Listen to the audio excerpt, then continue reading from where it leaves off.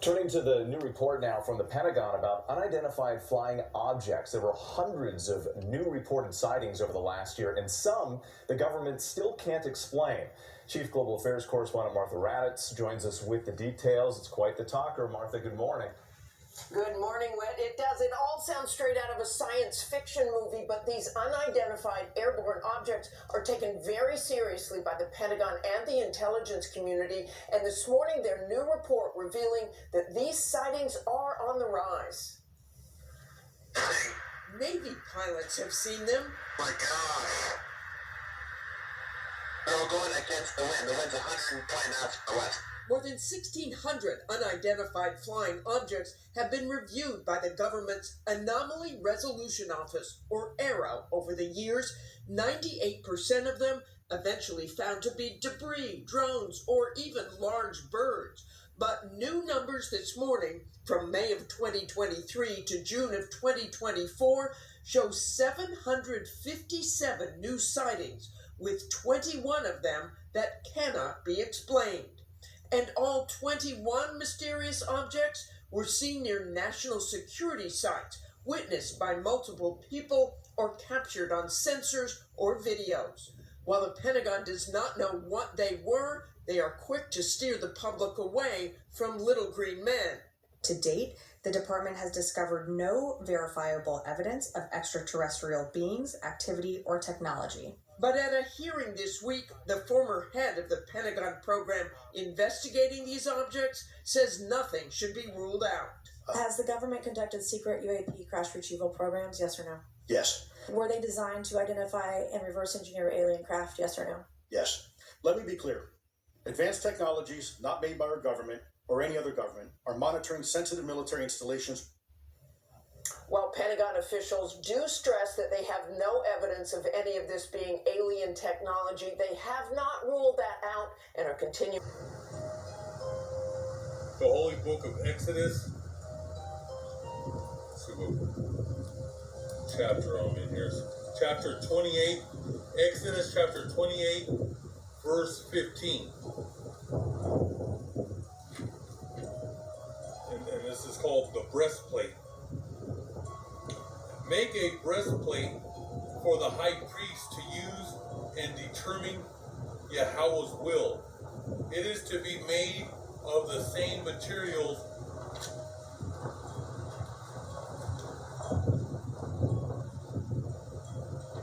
Sorry, brothers and sisters. Like I said, it's getting windy out here. Right when we came out, it was nice and beautiful, the sun. That's just the way it goes.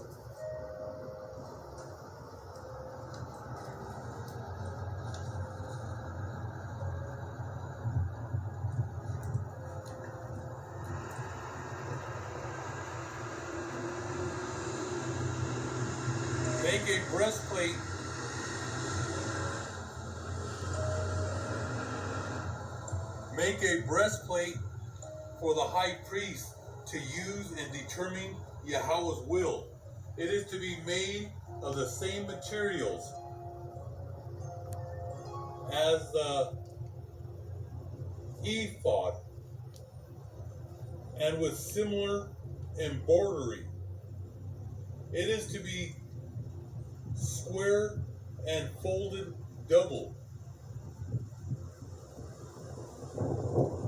I like to put the harp on because right when you come out here, you can feel evil spirits that try to stop me from bringing out the word of God. That's why the weather's always changing. The wind, you'll hear like trucks and motorcycles, and this is actually a real pretty quiet neighborhood.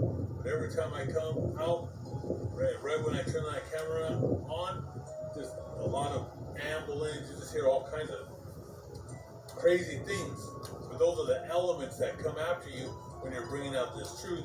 And I like to play the harp because the harp, if you're being disturbed or being attacked, find a good harp. Because there's good harp and then there's bad. It just matters who's playing it. Some people have bad energy and some people have good energy. Find the one like this one I'd like to play over I could just actually go to sleep and relax, and it just makes me feel at peace when I'm reading the scriptures. That's why I bring out the harp out. So going back to this breastplate, it is to be made of the same materials as the ephod, and a lot of, for people that don't know what that is, I'll write everything down.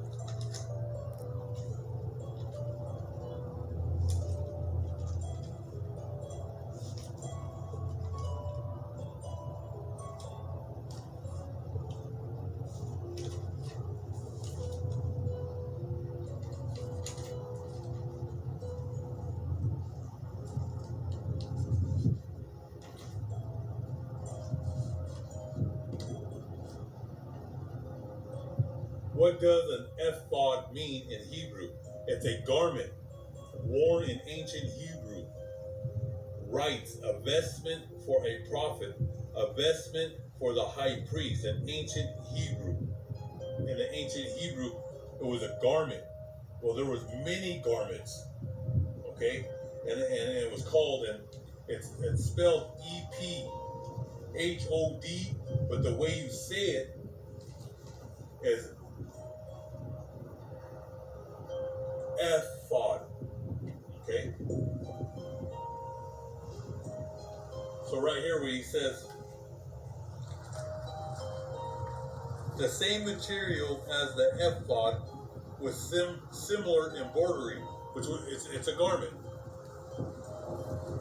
It is to be square and folded double, 9 inches long and 9 inches wide. Mount 4 rows of precious stones on it. So it would be in this area right here, on the chest plate. So he says 9 inches long, 9 inches wide. Mount 4 rows of precious stones on it. In the first row, mount a ruby, a topaz, a garnet, and the second row, an emerald, a sapphire, and a diamond. In the third row, a turquoise, an agate, and amethyst. Turquoise. Verse 20.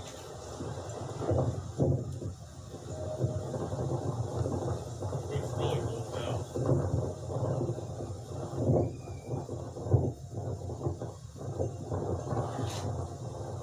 Verse 20. And in the fourth row, a beryl, a carnelian, and a jasper. There are to be mounted in gold settings. Each of these 12 stones is to have engraved on the name of one of the sons of Jacob, to represent the tribes of Israel. For the breastplate, make chains of pure gold twisted like cords. Make 2 gold rings and attach them to the upper corners of the breastplate, and fasten the 2 gold cords to the 2 gold rings. Fasten the other 2 ends of the cords to the 2 settings, and this way attach them in front to the shoulder straps, or to the ephod. Then make 2 rings of gold and attach them to the lower corners of the breastplate, and on the inside edge next to the ephod. Make 2 more gold rings and attach them to the lower part of the front of the 2 shoulder straps of the ephod, near the seam and above the finely woven belt. The rings of the breastplate to the rings of the ephod with a blue cord, so that the breastplate rests above the belt and does not come loose. When Aaron enters the holy place, he will wear the breastplate engraved with the names of the tribes of Israel, so that I, the Lord Yahweh, will always remember my people. Okay?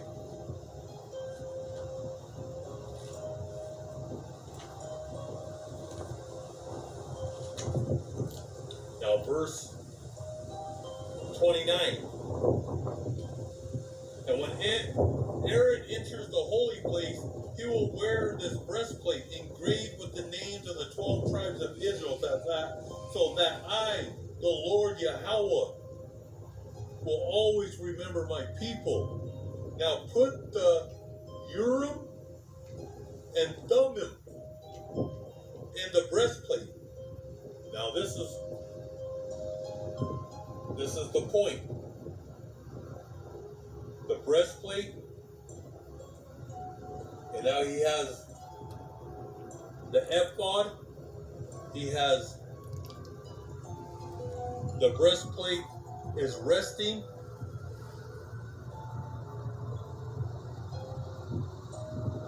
on his chest, and this is the point right here, is the Urim and the Thummim. Now this is a device. Okay? This device is from the Ancient of Days. This is more advanced than the computers of today and the internet and the World Wide Web. Okay, you're not going to hear this on the Roman Catholic channel. You're not going to hear this on TBN or Daystar or Joel Osteen. But the Rothschilds know about it. Okay? Your Federal Reserve, they know.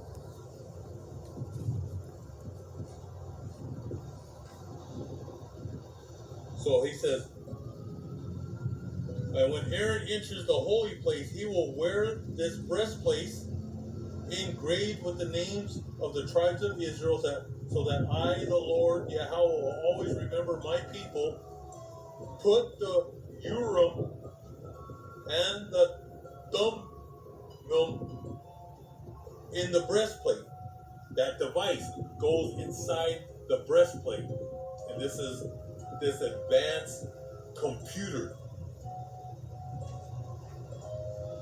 So that Aaron will carry the breastplate, so that Aaron will carry them when he comes into my holy presence. At such times, he must always wear this breastplate, this breast piece, so that he can determine my will for the people of Israel. So I'm going to say that again. So it says right here, at such times he must always wear this breast piece, so that he can determine my will for the people of Israel. This was for Moses, Aaron, to communicate with Yahweh in the Ancient of Days. All right? I'm going to read a little something here that I have. I have many, many books, and I took this page out of one of them. So, the Urim and Thummim, a mystical priestly device used as an oracle, was one of the three methods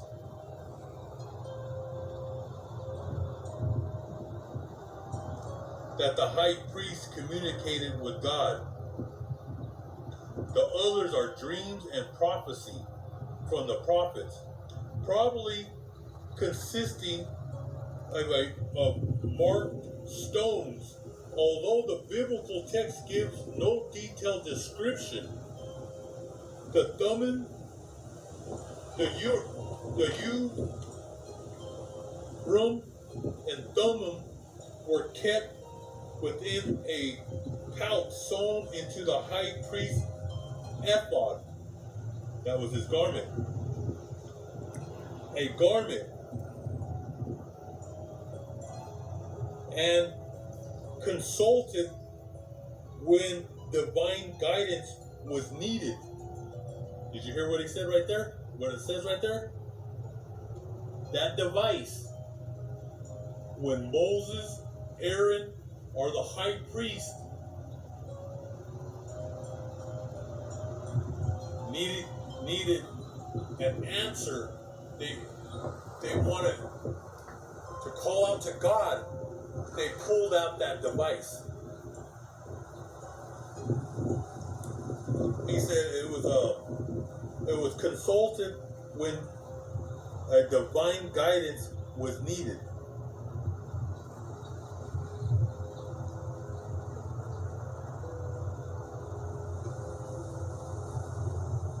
I'll read on here. Let me see here.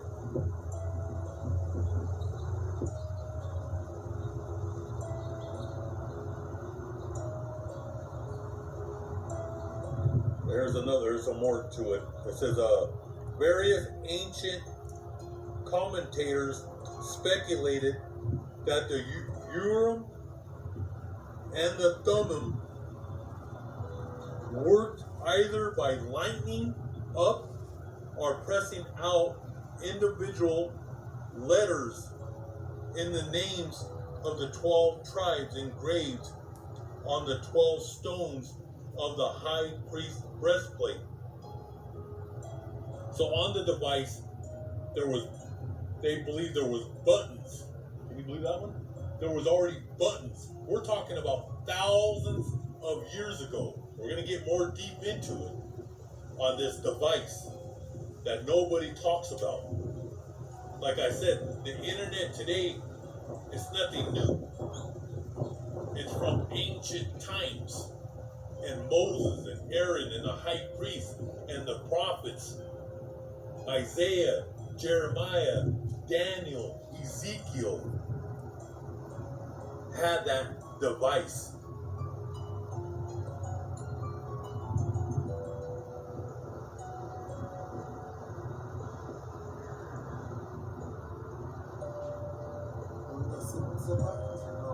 Good. Well, there's yeah, you needed those certain stones, but it does say in here it was either by lighting up or pressing out letters in the names of those 12 tribes. So it's saying that he pressed these buttons. Let me see. It says even the names themselves, Urim and Thummim, are mysterious in origin. They may have meant yes or no, or the word Urim may have meant teaching, from the same root word, or light, lightning. Thummim probably meant truth, meaning whole. Now this goes on to a deep level here. It says Yale University, which is an Ivy League school. Like I told you, the Rothschilds, your Federal Reserve, they're in the know about this device that Moses had to communicate with the Almighty God Yahweh. Because you have the computers and the internet here on this earth. And how brothers and sisters can watch this video on the four corners. So someone in Japan could be watching, somebody in Moscow, somebody in South Africa. So it travels on this earth. Now this device blows away the computer and the internet and the World Wide Web here on Earth. This device communicated into the heavens through the portals of the universe.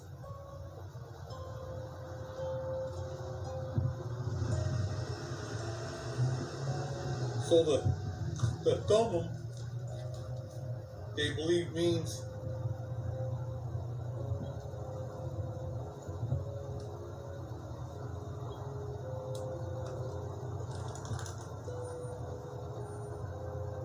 light and truth. Within the Levitical breastplate in the Jewish art, this emblem also symbolized a member of the tribe of Levi. Now, going back to Yale University,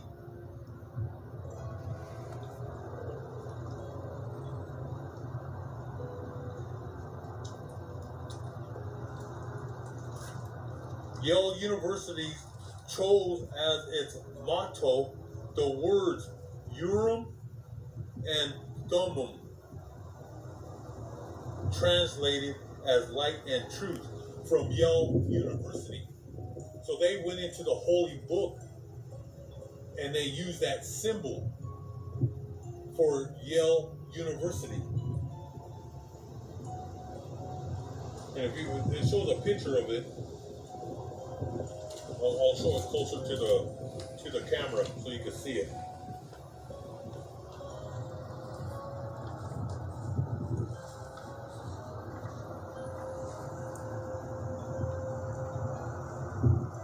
That's the emblem of Yale University, featuring the Urim and the Thummim.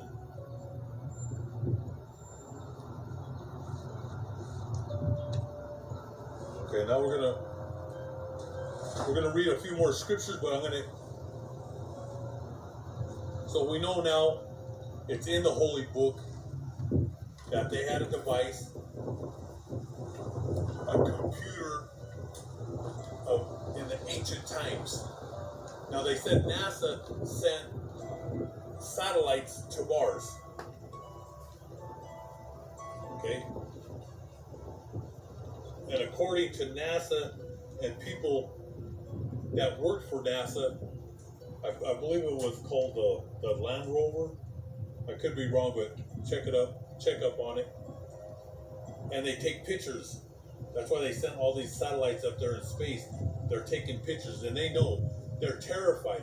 NASA is terrified. Okay? Well, that Land Rover, I believe that's what it's called, took pictures, and there's buildings. They found computers, phones on Mars.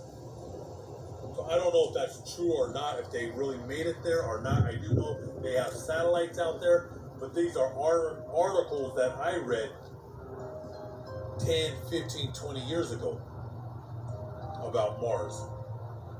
And they know, they read the Holy Book and they search everything out. But going back to the advanced technology and the chariots of God, that they call them UFOs, unidentified flying objects. In the Bible, they're called the chariots of God. Okay? And we're going to go back and forth because the technology, I've seen chariots since I was a kid. I'm a lucky one. Because you have people that see chariots and they're in the clouds or farther out into the sky. And most people see them at night. I've seen them during the day and night. Goes back to the 1970s. So I consider myself a lucky one. And the energy from these chariots is unbelievable. It's something from out of this world. Okay?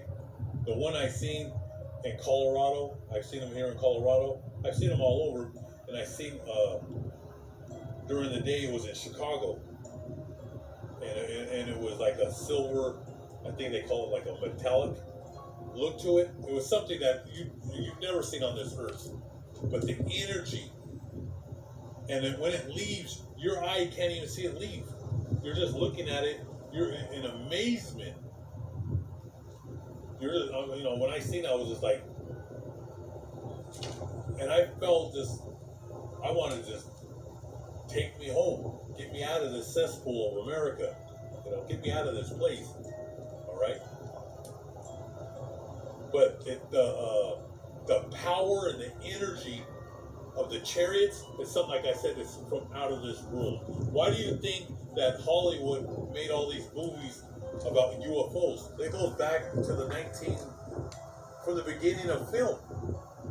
But in 1940s, 50s, 60s, there's a lot of movies with UFOs. Okay?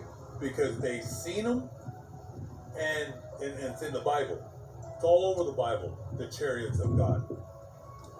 Now you know that Moses, Aaron, the high priest, the prophets had that device. And I'm going to talk more about it. So the Urim and the Thummim is a divine guidance. It was divine, and it was a guidance.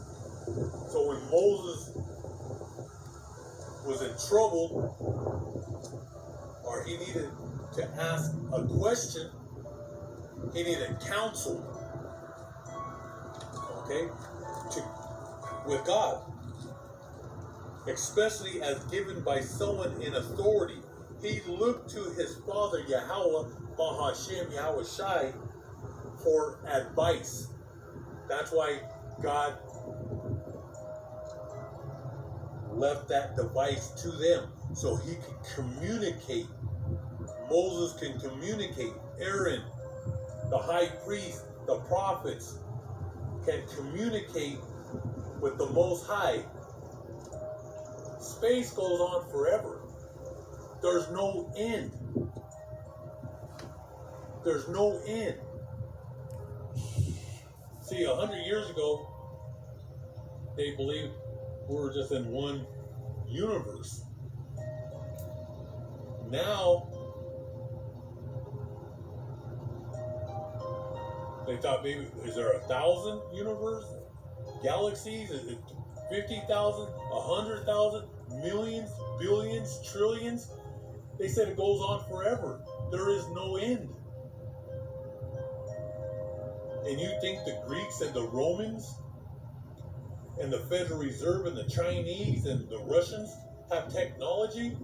It's nothing. And God gave them the World Wide Web, the internet, for this truth to spread to the four corners of this earth. All right?